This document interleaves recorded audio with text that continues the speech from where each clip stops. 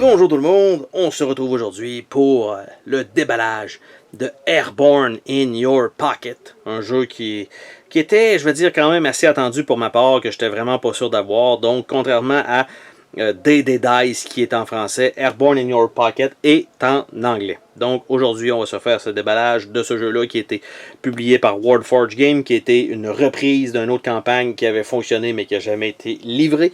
Et donc, j'ai eu le droit d'avoir ma copie. Je suis très content. Je n'ai aucune idée de la qualité des composantes internes. D&D Dice a quand même une certaine qualité quand même de composantes intéressantes, je dirais. Les cartes et les cartons quand même assez épais. Je ne sais pas si ça va être la même qualité dans ce jeu-là. Donc, on découvre ça ensemble aujourd'hui. Donc, première des choses, la boîte. Bon format, rigide, donc ça déjà en partant, bon gage de qualité. Deuxième des choses, on a un paquet de punch ici. Donc les petits cercles du milieu sont en train de se faire la malle. Donc un peu partout. Donc est-ce que c'est parce qu'il y en a deux exactement, il y en a un qui va là. Donc ça déjà en partant, mais que je le lève, il y en a la moitié qui va tomber. Mais ça va être des petits trucs à remplir, donc objectif primaire, objectif secondaire, donc de tout ça, et je sais très bien que les punchs doivent être quand même d'une bonne qualité, ils sont déjà en train de tomber, comme c'était prévu. Même si le carton n'est pas super épais, ça ici, si je ne me trompe pas, il va y avoir des pins à mettre pour avoir les dials à mettre, donc ça va être beaucoup plus rigide que juste ça comme ça. On a les petites pins qui n'arrêtent pas de tomber. Donc ici, c'est déjà en train de waver dans le milieu, ça c'est peut-être moins bon pour les cartons, parce qu'au final, ce qui risque d'arriver avec tout ça, c'est que si les cartons sont déjà wavés, ça va être moins intéressant à mettre sur la table ou à empiler. Là, je suis en train d'enlever tous les petits trucs, des petits cercles comme ça qui ont levé de ça pour ne pas en envoyer partout par terre. Je dis ça, puis il y en a deux qui me restent collés dans les mains. Donc, première feuille de punch, beaucoup de tuiles. En fait, ça correspond à un chemin en tant que tel qu'on doit prendre. Je ne sais pas si on doit... en fait, on doit piger donc des tuiles et les faire apparaître. Donc, bonne qualité, bonne épaisseur, ça ne plie pas du tout. C'est même pas en train de rondir. Donc, je m'attendais peut-être à que ça soit peut-être un peu plus mou. Non, bonne qualité là-dessus. Donc, on a la même chose ici. Donc, encore une fois, un paquet de tuiles. Encore une fois. Donc, bien sûr, à l'extérieur et à l'intérieur d'un bunker. Donc, et encore un paquet de tuiles, encore une fois. Donc, ça, c'est fait. Nous avons donc les petits dials qu'il va falloir aller ajouter sur les premiers compteurs, comme je vous ai indiqué tout à l'heure. Donc, pas surpris qu'il y ait ça dans ce jeu-là. Par la suite, on a un paquet de cartes, un peu partout. J'ai d'ailleurs ça ici, toujours intéressant pour mes frites, comme je dis toujours. Donc, on a un premier petit paquet de cartes avec des objets, fort probablement. Nous avons un deuxième paquet de cartes avec, encore une fois, des objets. Nous avons un gros paquet de cartes. Oh, ok. Un gros paquet de cartes pour les habilités spéciales ou je sais pas quoi. Bref, on a ça en supplément. On a le livret d'instruction qui est, ma foi, j'allais dire ultra épais, mais en fait, pas du tout. Donc là, par contre, on voit que il a été plié dans le transport. C'est une chanson qui n'existe pas. Donc, on a ça. Avec comment ça fonctionne. Évidemment, comme j'ai dit, le livre est en anglais. Donc, les règles de jeu qui sont ici présentes. Donc, elles sont toutes là. Malheureusement, les deux dernières pages du livret d'instructions ont été pliées. Donc, une superbe belle ligne. Il va falloir que je l'envoie quelque chose en dessous d'une boîte un peu plus pesante pour que ça reprenne sa place.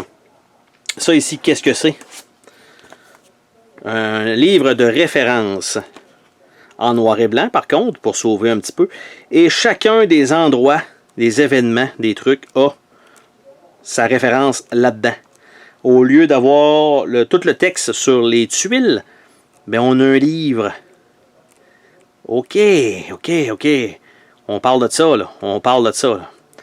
D'accord. Donc, il y a quand même des scénarios au travers, je crois. Là. Mais, OK. Vous voyez l'épaisseur, là, le nombre de pages. 65 pages, quand même. Guide de référence. Hein? Les d'instruction étaient beaucoup plus petits. Lui est en noir et blanc, donc ils ont essayé de sauver un petit peu là-dessus. On a les 4 pions personnages qui sont dégueulasses. C'est des meeples en bois qui correspondent absolument à rien. On dirait qu'ils ont juste une tumeur dans les bras, quelque chose comme ça. Nous avons un paquet de petites pins. Ici sont blanches. Normalement, dans des détails, ils sont noirs. J'ai eu toute la misère du monde à faire fitter ceux-là sur l'autre jeu. J'espère qu'il y en a assez pour pouvoir en essayer quelques-unes ou qu'ils soient de meilleure qualité que dans l'autre jeu. Et en dessous du tray, est-ce qu'on a une surprise? Et non. Aucune surprise pour nous aujourd'hui là-dedans. Donc, ce qu'il nous reste à faire, parce que là, vous voyez que c'est bien beau shipper un jeu là-dedans. OK? Mais ici, est-ce que mes tuiles carrées, par exemple, si j'en prends une, si je mets ça debout, là, ça fera pas. La boîte ne fermera pas, donc ça sera clairement pas ça qui va aller là-dedans. Si je veux mettre ça là, il va en manquer. Si je veux mettre ça là, ça fera pas. Donc, je m'attends à ce que cet insert-là aille aussi aux poubelles. Hein. C'est un peu au recyclage, évidemment, c'est en plastique. Mais j'aurais pas besoin de garder ces composantes-là. Donc, parce que ça rentrera pas sinon. Donc, un petit peu dommage. Donc, cet emplacement-là pour le livret est très, très, très limite. Donc, je vais quand même le remettre comme ceci. Donc, le premier sur le dessus a eu sa volée. Donc, on va regarder les cartes. Il y en a quand même un bon nombre. Hein? Donc, prenez votre... allez vous faire un café, mettez ça sur pause, allez vous faire un café. On s'installe pour peut-être une dizaine de minutes d'ouverture de cartes. Donc, on regarde premièrement donc les Special Operative.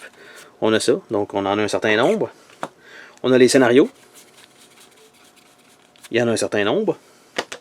Il y a des Bunker Commander, il y en a un certain nombre. C'est bien fait quand même. Les cartes d'événements, il y en a un bon nombre. De ce côté. On a le sommaire, donc les Rules Summary, c'est plutôt un aide de jeu plus qu'autre chose. Donc ça, vous les voyez, il y en a 4 parce que c'est jouable de 1 à 4. Nous avons les objectifs secondaires et nous avons une carte ici pour acheter peut-être des armes désactivées, donc tout simplement. Donc, et voilà. Donc, c'est une petite carte de pub. Et les cartes ici. Donc, les objectifs secondaires, je ne sais pas exactement comment ça fonctionne pour ce qui est des cartes comme ça. Mais, il y a les objectifs secondaires. Donc, si on regarde plutôt les scénarios. Donc, les scénarios, c'est des cartes comme ça avec très peu d'icônes.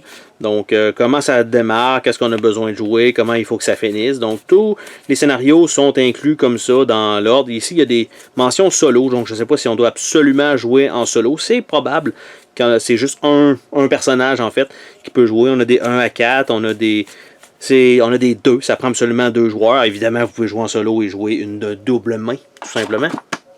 Donc, ça.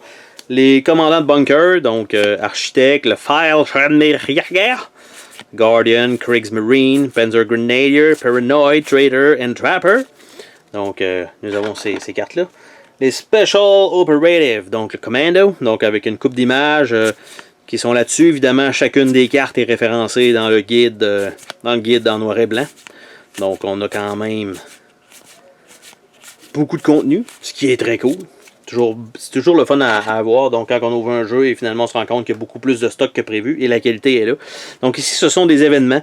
Donc, si, par exemple, je tire cette carte-là, ben, à l'extérieur, il y a ça. À l'intérieur, il y a ça. Si c'est en alerte rouge, c'est ça. Et si c'est un objet que je devais piger, ben, c'est ce que j'ai en bas. Donc, chaque carte, je vais dire, est sensiblement unique. Et en plus, il y a un genre de symbole de deck de cartes ici. Donc, qui correspond... donc le 10 de trèfle, le 1 de carreau. Donc on a toute la suite, ou presque, de cartes. On a des armes qu'on peut prendre. Et en bas, probablement qu'on va peut-être chercher la carte dans le deck d'objets. Bref, on verra bien. Mais chacune des cartes est comme ça, avec quand même quelques images. Ça aurait pu être simplement du texte. Mais non, ils ont fait le petit effort supplémentaire d'avoir un peu plus de matériel. En fait, de cet effort-là. Et c'est bien apprécié. Après ça, j'y vais avec les cartes objets. Donc, il y en a un certain nombre. Encore une fois, c'est fun parce que c'est toujours un certain nombre. Sinon, il n'y en aurait juste pas dans la boîte.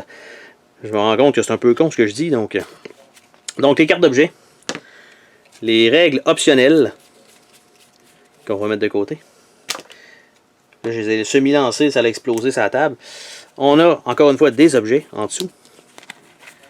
Donc, je ne sais pas si ça doit être mélangé avec les autres ou si c'est des cartes peut-être Kickstarter. Et j'ai 2 cartes ici. Pointman, donc bref, je vais les envoyer dans le fond tout simplement. On a des cartes objets, donc un range finder, donc avec chacun une image dessus, ce qui est quand même bien, parce que sur les cartes de DD Dice, il n'y a pas nécessairement autant d'images sur le jeu. Les règles optionnelles, ça a l'air d'être sensiblement juste du texte, donc qui rajoute probablement des trucs un peu plus particuliers, un randomizer sur des scénarios déjà existants, donc rajouter un petit hop de plus, parce que des petits hop de plus, on aime toujours ça. Donc on a artillerie logger pistol, donc un pistolet logger évidemment avec la crosse, quand même assez rare. Donc on a un paquet d'objets, donc que ce soit juste des objets aidants, des armes, des munitions, de la bouffe, des médailles. Tout est listé là-dedans, donc une carte, un objet. Il y en a peut-être en double dans le lot, c'est pas impossible, parce qu'à un moment donné, par exemple, tout le monde voudrait se traîner un lance-flamme, et j'ai vu, je crois, 2 MP40 déjà. Donc, on a ça. Il reste un petit paquet de cartes à ouvrir, et après ça, je vous laisse tranquille avec tout ça. Et ça semble être totalement tous des objets jusqu'à la fin.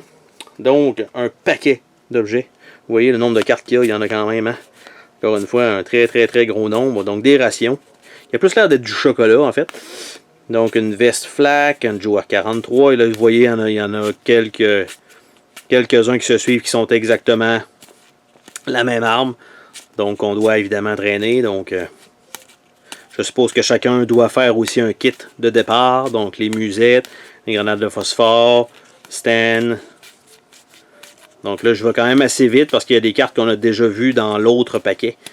Donc, je sais pas si... En fait, j'allais dire si c'est le même paquet. Non, parce qu'on avait des cartes différentes. Il y a une couleur aussi en haut que là, je viens de remarquer en tournant. Donc, je sais pas si ça va faire vraiment une différence, bref, dans le jeu. Mais s'il va falloir que je les sépare aussi.